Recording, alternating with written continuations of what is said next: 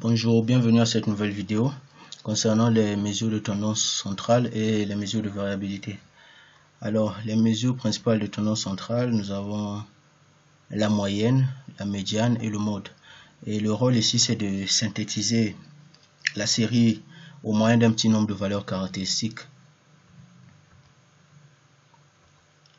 Alors, comme prérequis, il faut déjà maîtriser les notions de statistiques descriptives, en tout cas les notions élémentaires, mais surtout l'opérateur somme, les notions d'effectifs et fréquences cumulées. Alors très rapidement, passons à la moyenne. La moyenne correspond à une répartition équitable sur tous les individus de la variable étudiée.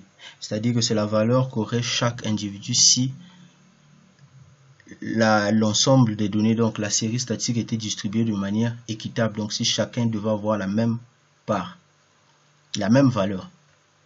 Alors, la formule ici, c'est 1 sur n, somme i allant de 1 à n de xi. Ça, c'est en données individuelles avec xi comme valeur de la variable x pour l'individu i.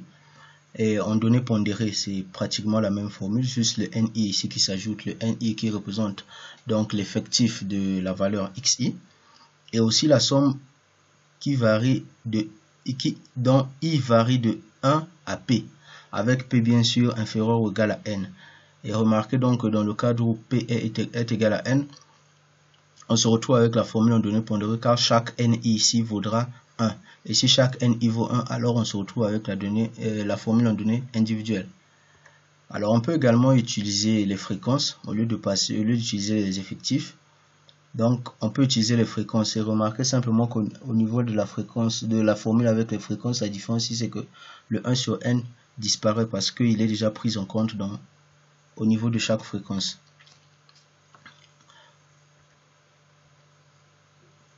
Alors, nous pouvons également avoir des données qui sont regroupées en intervalles, en classes, donc en intervalles. Alors, dans ce cas, on calcule une moyenne approximative car ce n'est pas la moyenne exacte ici, c'est une moyenne approximative de la série qu'on calcule puisqu'on utilise ici les centres de classe plutôt que les valeurs, chaque différente valeur de xi dans ce cadre-là. Donc ici c'est une moyenne, c'est une moyenne approximative, mais qui va bien sûr en général tendre vers cette moyenne-là. Donc elle ne sera pas très loin. Alors le mode, en ce qui concerne le mode, c'est déjà la valeur la plus fréquente de l'ensemble. On dirait la valeur la plus fréquente, la valeur la plus fréquentée, la plus rencontrée ou la valeur encore la plus à la mode. Voilà. Donc, il correspond à la valeur de la variable pour laquelle l'effectif est le plus grand ou bien la fréquence est la plus grande. Alors, il faut savoir que dans le cas d'une variable statistique continue, on utilise plutôt le terme de classe modale au lieu de mode. Et également, le mode ou la classe modale n'est pas unique. Donc, on peut avoir plusieurs modes dans une même série statistique. Alors, la médiane. La médiane est la valeur pour laquelle il y a autant d'individus à gauche qu'à droite de l'échantillon. Donc, ça divise la série statistique étudiée en deux sous-populations d'effectifs égaux. Alors, pour le calcul de la médiane, il faut préalablement classer les données par ordre croissant, c'est-à-dire que du plus petit au plus grand. Alors, en données individuelles, pour un n impair, on détermine plutôt la position de la médiane sur la série. Donc ici, n plus 1 sur 2 représente la position de la valeur médiane, donc ce qu'on appelle également la valeur centrale dans ce contexte-là. Donc ici, la médiane correspondra à la valeur centrale. Donc si nous avons un n, donc la taille de l'échantillon qui est égale à 7, donc ici nous aurons 4. Donc c'est-à-dire que la médiane sera située à la 4e position. Bien sûr, en ayant préalablement classé les données par ordre croissant. Donc la médiane occupera la 4e place. Donc on cherche simplement la 4e place ou bien la 4e valeur. Et donc cette valeur-là, c'est elle qui correspondra à la médiane. Pour un n pair, La médiane ici correspondra donc à la moyenne des deux valeurs centrales. Et donc cette formule, la médiane égale XA plus XB sur 2, représente XA, dont XA ici et XB représentent simplement les deux valeurs centrales. Donc les deux valeurs que nous aurons au centre de la série, on va faire la moyenne de ces deux valeurs. C'est pourquoi nous avons XA plus XB sur 2 avec XA et XB les deux valeurs centrales. Pour les données regroupées en classe, on procède généralement par interpolation linéaire. Alors le principe c'est que nous avons une valeur XA qui a un effectif, plutôt ici un pourcentage, puisque nous allons travailler avec les pourcentages, un pourcentage A. Et la médiane, nous savons que ça divise la série statistique en deux sous-populations de même effectif. Donc, de part et d'autre, nous aurons 50% de la population ou de l'échantillon. Alors, le XB qui vient ici après, c'est une valeur, c'est la valeur qui vient juste après la médiane, c'est-à-dire que la valeur qui dépasse les 50%. Et donc ici, nous aurons effectivement B, un pourcentage qui sera plus grand que 50%. Et comme A également, donc XA c'est la valeur qui vient juste avant la médiane. Donc c'est la valeur au niveau de laquelle après on constate que le pourcentage cumulé croissant dépasse 50%. Donc c'est cette valeur là qui vient juste avant la médiane. Et donc son pourcentage ici serait effectivement inférieur à 50%. Alors nous allons faire les différences. Ici, XB moins XA, et qui correspondra à la différence entre B et A. De même, XB moins la médiane correspondra également à la différence entre B et le pourcentage de la médiane. Alors, nous allons faire le rapport ici de ces deux termes, XB moins XA sur XB moins la médiane, ce qui correspondra également au rapport de ces deux différences, donc B moins A sur B moins 50%. Alors là, produit des moyens égale produit des extrêmes, nous retrouvons la formule de la médiane qui est égale à XB moins XA, XB moins XA facteur de B moins 0,5 sur B moins A. Avec B ici, comme nous l'avons défini ici, la proportion pour l'effectif cumulé croissant, la fréquence cumulée croissante pour XB et A, la fréquence cumulée croissante pour XA. Nous aurons pu également travailler avec les effectifs cumulés croissants. Et donc avec les effectifs cumulés croissants, ce serait la même chose. Seulement ici, nous aurons N divisé par 2. Nous aurons N divisé par 2 à la place de 50%. Parce qu'effectivement, la médiane divise la série en deux sous-populations de même effectif. Donc, nous aurons l'effectif total divisé par 2 d'un côté de la médiane et le même effectif également de l'autre côté de la médiane. Donc, nous aurons ici N divisé par 2. Et ici, au lieu de prendre les pourcentages, nous allons alors prendre les effectifs cumulés croissants, tout comme avec B ici. Et la formule reste intacte, sachant simplement que ici, nous travaillons plutôt avec les effectifs. Donc ici, nous aurons également N sur 2, au lieu de travailler avec les fréquences. Donc la formule, c'est celle-ci. Vous pouvez la maîtriser ou bien la démontrer par cette petite démonstration en fonction de vos besoins. Alors, la notion de quantile d'ordre alpha, encore appelé fractile, quantile ou encore percentile, cette notion en fait généralise la notion de médiane que nous venons de voir. Alors, ce quantile d'ordre alpha, bien sûr avec alpha qui est compris entre 0 et 1, est la valeur x alpha de cette variable qui permet en fait de diviser la population en deux sous-populations dont les effectifs sont égaux à alpha et 1 moins alpha. Bien sûr de l'effectif de l'échantillon initial. Donc, lorsque x est continu, nous avons une formule ici. F de x alpha égale alpha.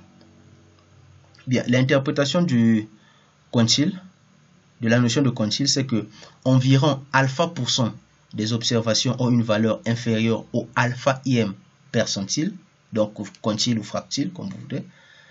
Et de même, environ 1 moins alpha % des observations ont une valeur supérieure au alpha im percentile, ou fractile ou quantile. Alors, les particularités ici, nous avons les quartiles, les quintiles, les déciles et les centiles. Donc, les quartiles, nous en avons 3 qui divisent les observations en 4 parts égales, telles que chaque partie représente un quart de l'échantillon. Donc ici, effectivement, nous avons entre le minimum et le premier quartier un quart de l'effectif. De même aussi entre le premier quartier et la médiane, ainsi de suite.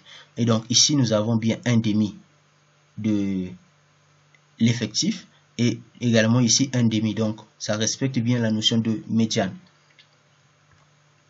Alors les déciles, il y en a 9, de telle sorte que déjà qui divise la série en 10 parts égales avec 10% de l'échantillon pour chaque partie. De même, les centiles, il y en a 99 qui divisent les observations en 100 parties égales avec chaque partie qui représente 1% de l'échantillon.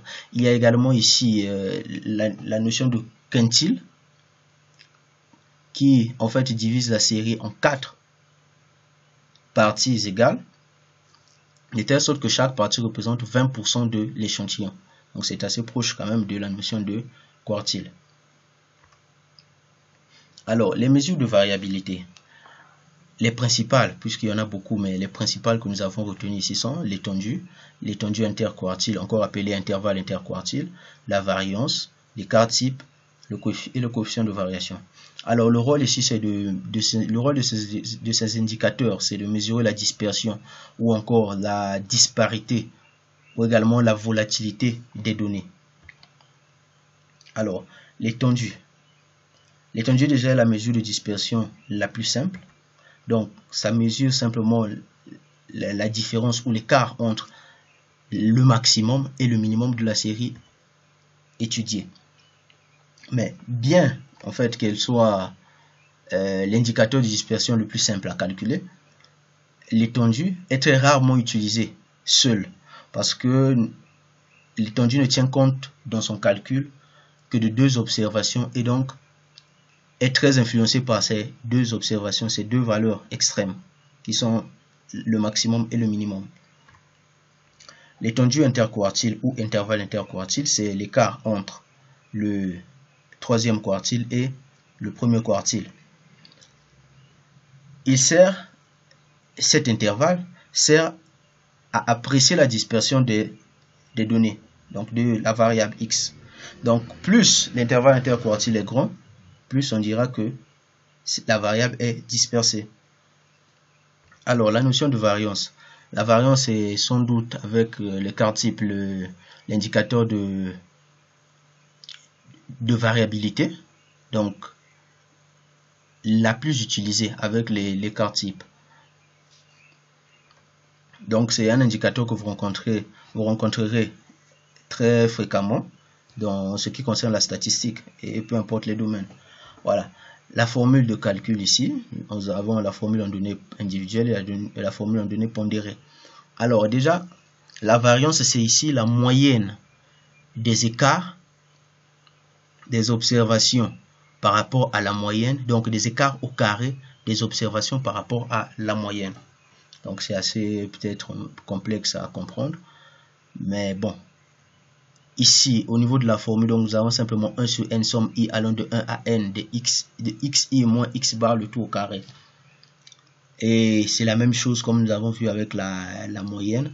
Au niveau des données pondérées, il y a le ni qui s'ajoute ici et i qui varie de 1 à p, bien sûr avec p inférieur ou égal à n.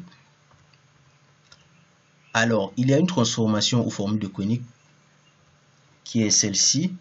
1 sur n, variance égale 1 sur n somme i allant de 1 à n xi carré moins x bar tout au carré en données individuelles, et nous avons également la formule en données pondérées, et cela simplement parce que ici le calcul peut paraître un peu complexe et beaucoup d'erreurs peuvent subvenir.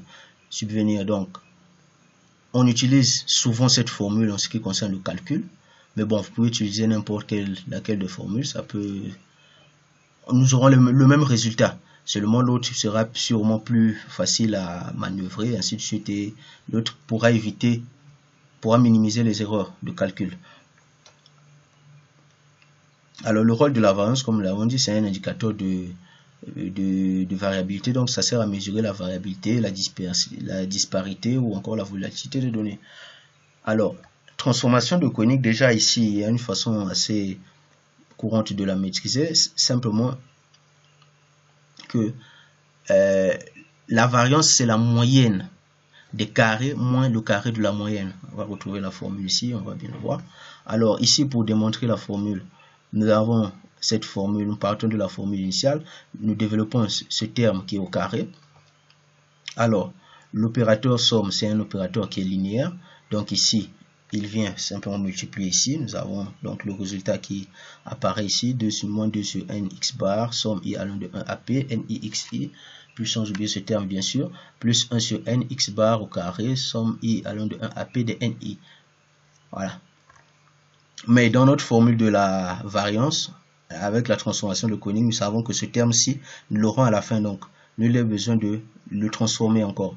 Alors ici, nous allons multiplier cette somme par le 1 sur n qui apparaît là, pour retrouver une formule que nous maîtrisons ici, c'est la formule de la moyenne.